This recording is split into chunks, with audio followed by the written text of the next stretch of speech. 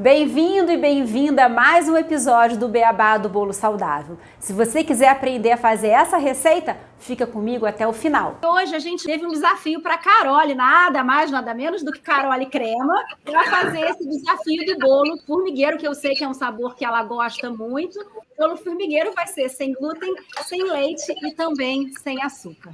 E aí eu mandei a minha receitinha que eu fiz para a Carole e eu quero ver como é que isso vai ficar aí, Carole. Como é que é? Você já comeu algum bolo sem glúten, sem leite, sem açúcar? Já, Renata, já comi bastante. Bom, boa noite a todo mundo. É uma delícia poder estar aqui. Para mim é uma oportunidade linda, porque além de tudo eu vou aprender com vocês, com você, né, Renata? Porque a gente que não tem a restrição ou não trabalha com a confeitaria inclusiva fica sempre dizendo, não, eu não vou fazer porque eu não faço, mas é muito bom poder aprender. Eu já comi bastante, claro, eu provo de tudo. Tenho algumas coisas que eu realmente acho que são coisas assim, farinha de arroz pura, que deixa aquele seco na boca, né? Então, assim, eu percebi pela sua receita que você faz um monte de coisa que nós vamos falar aqui ao longo, para não dar spoiler, mas eu tô achando muito bacana poder aprender mais. O bolo ficou uma delícia, já fiz um, provei, já tem um aqui pronto, que eu já passei com ele aqui, ó, para fazer as pessoas ficarem com vontade. Que lindo! Que eu tenho um pronto, porque não dá tempo de ficar esperando o bolo assar, e eu achei super bacana. Meio tema, meio formigueiro, e tô de fato bem curiosa para fazer esse bolo aqui com vocês todos. Bacana. Vamos começar? Vamos. Uma coisa que eu achei... Bom, a primeira coisa que eu achei o máximo, quando eu recebi a receita e li, que eu sou confeiteira, mas acima de tudo, eu sou professora há muitos anos, Renata. E eu gosto de tudo em método, em técnica. Então, eu adorei receber uma receita como eu gostaria sempre de escrever. Os ingredientes e, no final, método espumoso, ponto. Eu sei o que é método espumoso. Todo mundo que estuda confeitaria deve entender que são a gente tem 3 métodos, né, clássicos de fazer bolo. Um deles é o espumoso. Então, é ótimo, eu não preciso nem de descrição. A gente vai começar batendo os ovos inteiros com o açúcar. Não é açúcar. Por que você escolheu o eritritol, Renata? Então, a gente prioriza, como eu tenho muito a minha audiência, né? Os meus alunos têm algumas restrições alimentares, restrição com açúcar, porque tem diabetes ou porque tem alguma restrição à insulina, alguma questão com insulina, eles me pedem muito receitas sem açúcar. E aí eu sempre opto por adoçantes mais naturais. Você tem a opção do eritritol, do xilitol, da estévia. E o adoçante, você vai escolher o adoçante que for melhor para você.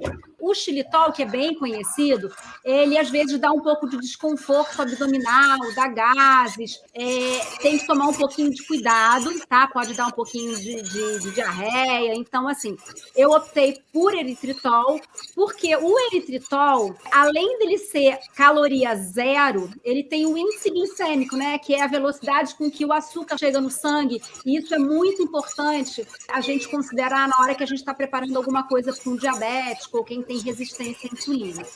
Então, o eritritol, ele tem um índice glicêmico quase nada, ele tem praticamente zero de carboidrato, ele não tem o desconforto abdominal e o sabor residual dele, do eritritol, é bem mais suave do que o xilitol, por exemplo. Então, dessa vez, a gente escolheu o eritritol. Agora, uma pergunta. Se eu fosse fazer um bolo, uma receita que eu já tenho, só substituindo o açúcar, eu posso, o mesmo volume que eu uso de açúcar, eu uso do eritritol? Então, o poder adoçante do eritritol em relação ao açúcar é em torno de 70%. Do xilitol já é 1 para 1, menos. Ele adoça menos, então você tem que colocar 30% a mais de eritritol. Então, o que acontece? Se você quiser fazer exatamente essa receita com açúcar, para quem não tem restrição ao açúcar, ao invés de usar 170 gramas de eritritol, vai diminuir só um pouquinho, 160. De açúcar. 160. Porque aí a única coisa que eu permito da gente trocar aqui nessa receita é botar um pouco a mais ou um pouco a menos de adoçante ou de açúcar, porque vai muito do seu paladar, né? Eu sempre falo que paladar é o açúcar, a gente é viciado em açúcar, então a gente consegue acostumar o nosso paladar com menos ou mais açúcar. Então a gente pode ir diminuindo aí aos pouquinhos o açúcar ou o adoçante para um dulçor mais suave, né? Maravilha. Eu botei aqui a baunilha também. Joia. E agora a gente bate até ele triplicar de volume, é isso? Ele vai ficar bem clarinho, bem leve, e ele vai dar uma triplicada de volume aí. E aí que vai dar bastante leveza, a gente vai arar bastante esses ovos aí. Eu já sabia, mas eu quero mostrar, eu tenho certeza que a minha audiência, tem muita gente aí, confeiteiro. Olha essa espuma, por favor. Ah, tá linda, né? A espuma que eu faço de pão de ló, igual. Tá linda. Ela dá absolutamente a mesma leveza.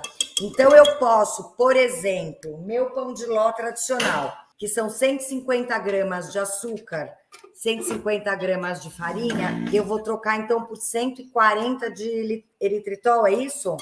Não, ao contrário. Você vai colocar mais eritritol. Verdade. Ai, meu Deus. Tá? Então, se você tem, assim...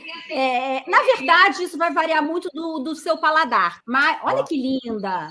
Olha só que espuma firme. Linda! Maravilhosa, Rê. Arrasou. E aí, Cá, o que acontece? Quando você compra esses adoçantes, às vezes, esses adoçantes estão em cristais. Né? Esse está em cristal. Esse era cristal? Você chegou a pulverizar ou nem precisou? Nem precisou, bateu super bem. Então tá. Porque às vezes vem uns cristais maiores, que às vezes a gente pede, pulveriza no liquidificador, que é bater no liquidificador para deixar mais fininho, só para facilitar. Mas nem precisou, foi super bem. Nem precisou, tá tudo certo, tá bom. Aí agora vamos lá, o beabá dessa farinhada toda que eu tenho aqui. Essa aqui é a farinha de linhaça dourada. Tá, eu peneirei e pus a farinha de linhaça dourada já. Então, vamos lá. O que acontece, gente? Quando a gente tira a farinha de trigo, a gente tem que pensar que a farinha de trigo, ela é uma farinha muito boa, né, para confeitaria e tal. Então, a farinha de trigo, ela tem umas características muito maravilhosas, que entre elas a gente pode falar que ela dá leveza, liga, umidade, estrutura, maciez, elasticidade, e que não existe nenhuma farinha sem glúten que tenha sozinha todas essas características. Por isso que vocês veem que bolos salgados, enfim, tudo que a gente substitui na cozinha sem glúten, a gente precisa normalmente fazer um mix, né? Uma mistura de farinhas sem glúten para a gente poder conseguir que elas juntas, com características individuais de cada uma delas, façam todas as características da farinha de trigo. Aqui então, eu pus a fécula de batata agora. Isso, então a gente tem aqui nessa receita a farinha de linhaça dourada, que ela já colocou, e aí a dica é o seguinte, gente, comprem a semente da linhaça, triturem em casa, porque quando você tritura logo antes de usar, você mantém todos os óleos essenciais, evita de oxidar, e aí se você triturar um pouquinho mais, bota na geladeira, para não oxidar. Depois você colocou a fécula de batata também? Coloquei. A fécula de batata, na verdade, é um amido que também dá maciez, fofura e ajuda na elasticidade. Farinha de amêndoa, essa eu conheço. Farinha de amêndoas maravilhosa, um sabor neutro, gostoso, dá um teor de gordura muito maravilhoso, dá umidade para a receita, que a gente precisa de umidade nessa receita, e pouquíssimo carboidrato e um índice glicêmico muito baixo. A gente usa muito essa farinha em preparações de low carb. Ótimo. Eu estou peneirando, eu sei que a farinha, por exemplo, a farinha de amêndoa, ela não é uma farinha para peneirar, porque ela é mais, ela é mais grossa, né? Mas mesmo assim, tudo que eu puder, aí a dica da confeiteira, tudo que a gente pode peneirar faz com que a gente dê mais leveza no bolo. Isso. Vamos lá. Esse aqui. A farinha de aveia já foi, Cá? Vai agora. A farinha de aveia, gente, para quem tem restrição alimentar, muito cuidado com a farinha de aveia. Precisa ser uma farinha de aveia sem glúten, porque 90% das farinhas de aveia que a gente tem no mercado são contaminadas com glúten, tá? E aí uma dica que eu dou muito importante, ao invés de vocês comprarem a farinha pronta de aveia, compra os flocos grossos de aveia, porque você pode triturar em casa na textura que você quer e você vai manter as propriedades nutricionais da aveia, porque você vai ter muito mais fibra, né? Muito legal. Então, você pode fazer em casa também. Polvilho doce, que eu adoro, de pão de queijo, vai dar elasticidade, né? Vai, e ela vai juntar um pouco, assim, vai dar uma liga maravilhosa. Ela aglutina os ingredientes, ela vem da mandioca, para quem não sabe, aquela texturinha, assim, meio gomosa, né, do pão de queijo, é justamente o que a gente precisa para dar essa liga nessas farinhas todas aí sem glúten. E o fermento? Fermento normal, E aí, gente, para quem trabalha com sem glúten, atenção para ler os rótulos. Tem muito fermento com glúten, tá? Então dá uma olhadinha. A gente está fazendo uma receita para quem está chegando agora de um bolo formigueiro, saudável, sem glúten, sem leite e sem açúcar. Maravilhoso! O óleo de canola, eu em casa só uso girassol e milho. Então, na receita eu vou colocar exatamente, eu gosto do óleo de girassol, porque às vezes o milho, Carol, olha, aí a gente está pegando uma outra pegadinha, tem a história do transgênico, né? Então a minha galera ali é mais natureba, né? Gosta de uma...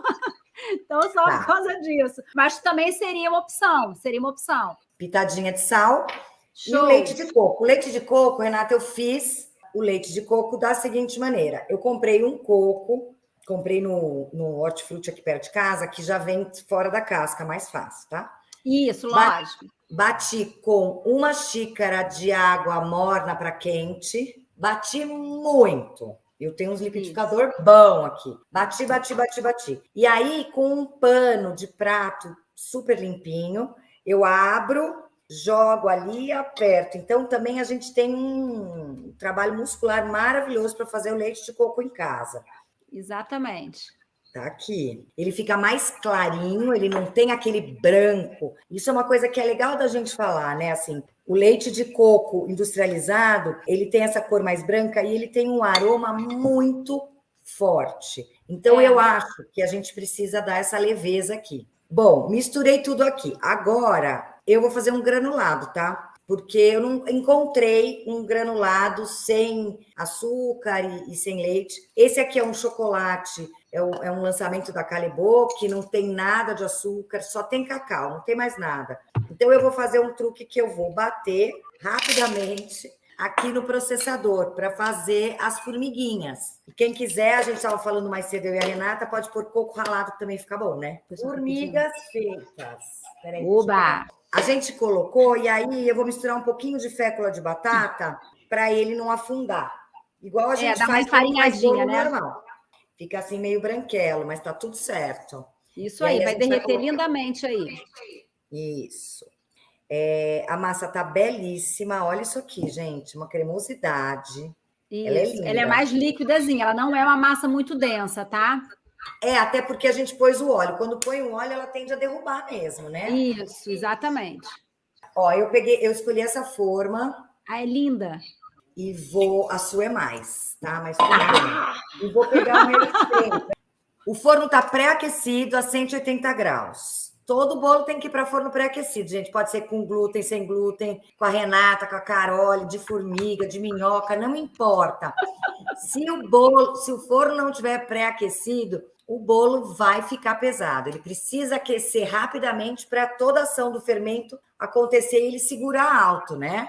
Então eu vou já. O grande lance, né, Carole, é quando a gente entende a função dos ingredientes, a gente sabe fazer essas substituições. Então, a minha primeira aula de confeitaria, quando eu estou num curso mais comprido, é exatamente isso, é que as pessoas entendam para que serve cada item ali, para que sim, essa receita é maravilhosa, essa receita é da Renata. E aí, quando eu for fazer a minha, né? Porque quando a gente vai cozinhar, e por isso que é bom aprender, e eu acho maravilhoso que tenham pessoas como você, que tem essa disposição de dividir o conhecimento, é o seguinte, chega uma hora que a gente não quer ser seguidor de receita, pegar a receita e seguir é muito fácil, né? Hoje tem 1 bilhão, né? Você joga no Google qualquer receita, você encontra. O que é bacana é você conseguir avaliar uma receita e falar, tá, esse bolo é legal, mas eu gostaria que ele tivesse essa e essa característica. E buscar, através do uso dos ingredientes e técnicas, eu acho que aí tem que ter uma combinação, então que técnica que eu vou usar e qual ingrediente é mais adequado,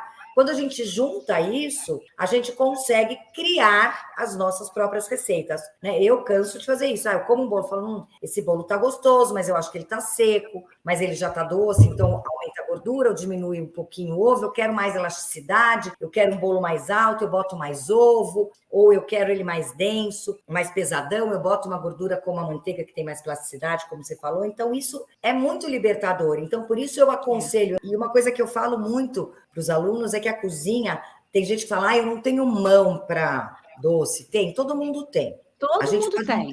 O que não tem é aqui. Se você adquirir aqui na cabeça que aí é aula, e aí são os cursos, aí é entender o que está acontecendo, aí a mão se solta, né? O que não dá é para ter mão e não ter cabeça. Então, entender, isso para mim é fundamental. Então, entender, e aí eu acho que quem acompanhar a jornada, e principalmente depois dos cursos da Renata, entender exatamente o que é o quê, né? O que faz, por que um pouquinho de amido de milho, por que um pouquinho de polvilho, um pouquinho da linhaça. Então, que juntando tudo isso, você vai conseguir um resultado bacana. Agora, por quê? E qual é o tamanho desse balanço que eu preciso fazer? Eu vou fazer a ganache, Renata. Vamos lá. A ganache, a gente até conversou, eu e a Renata, um pouquinho antes da gente entrar.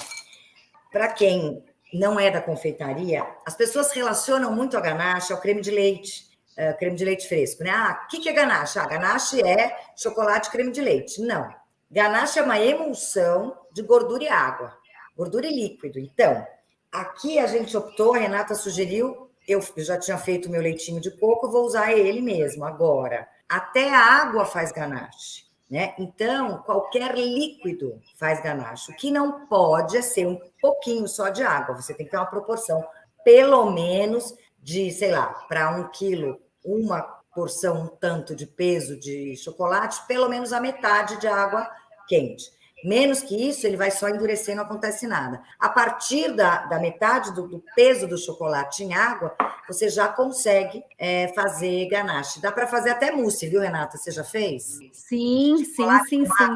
Então, assim, a gente colocou uma ganachezinha aqui como sugestão, mas, na verdade, esse bolo também é muito legal para a gente fazer ele, um bolinho sequinho, que eu digo sem recheio, sem cobertura, né? Sem cobertura. Para comer com café. Eu comi o primeiro que eu fiz quentinho, com café, perfeito. Para mim não precisa de nada. A calda, ela vai dar. Aí já a dica para quem quer fazer o faça e venda, né? E que quer ganhar dinheiro com bolo, às vezes uma caldinha aí, olha, meia dúzia de bolinhas de chocolate aqui que eu coloquei, um bolo que você cobraria 20, passa a cobrar uns 28,32. Não dá aumenta o valor. Sim, o valor agregado, né, Carol? A percepção de valor é maior, né? Então, isso também é uma coisa que a gente tem sempre que medir, né, do nosso público. Quer dizer, quem compra os meus bolos valoriza isso? Se sim, vale a pena colocar. Exatamente.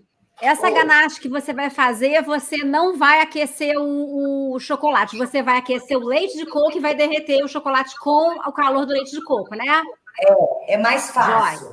É uma outra alternativa. Você também pode, se quiser, botar em banho-maria, cuidado muito com a água, você pode colocar também de 30 em 30 segundos no micro-ondas, mas essa questão do leite de coco também é bem tranquila. Vai derretendo com calor, só você ir mexendo e vai indo.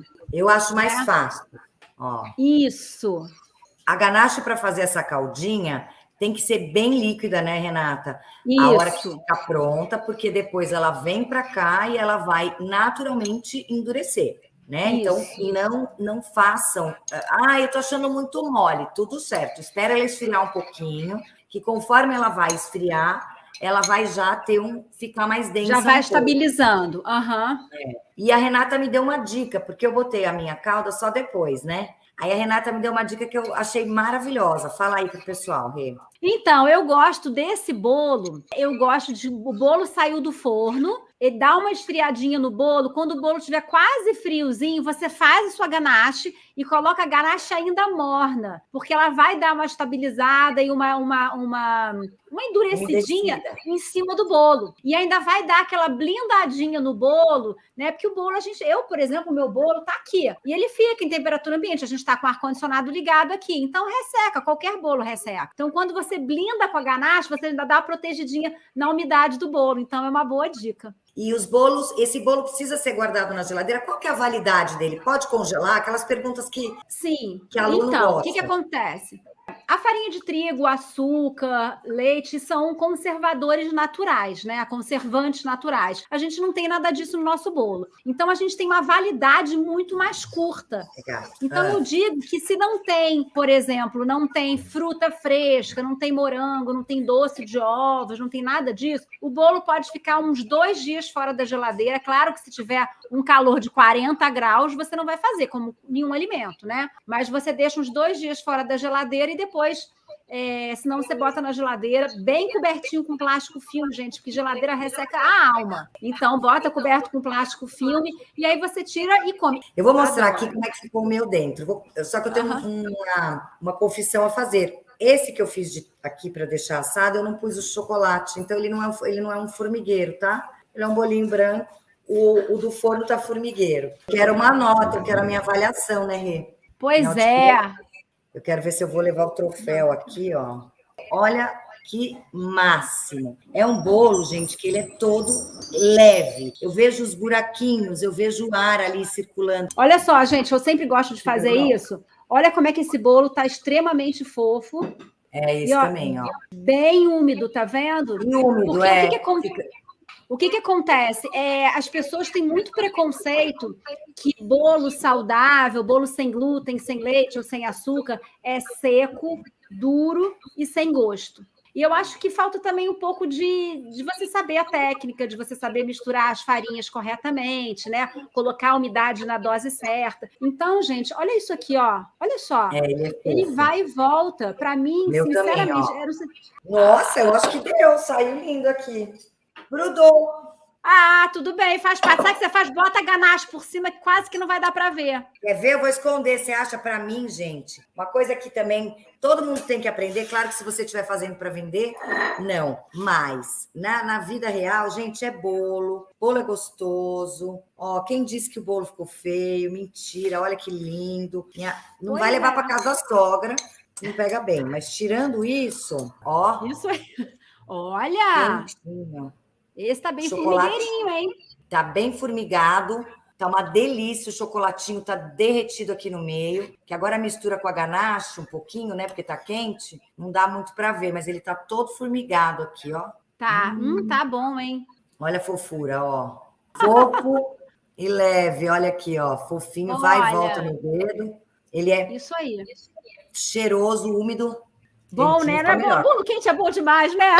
Nossa! Maravilhoso. Mais do que aprovado. É um bolo sem glúten, sem leite, sem açúcar, mas cheio de sabor, cheio de técnica, cheio de conhecimento da Renata, maravilhosa, um sorriso lindo. Com certeza, quem tiver por aí, puder aprender e aproveitar, deve aproveitar, porque, Renata, mas é um bolo sem nada, mas é tudo. Carol, um beijo grande para você. Obrigada. Muito obrigada. Beijo grande para você. Espero que você tenha adorado esse episódio. Quando você fizer essa receita, tira uma foto linda, posta no seu Instagram e me marca no @RenataIglesiasBolos_. Você já se inscreveu aqui no canal do YouTube? Então vai lá e se inscreve agora. E não esquece de entrar nos grupos de WhatsApp. O link para você entrar tá bem aqui no descritivo do vídeo. Até a próxima, beijo!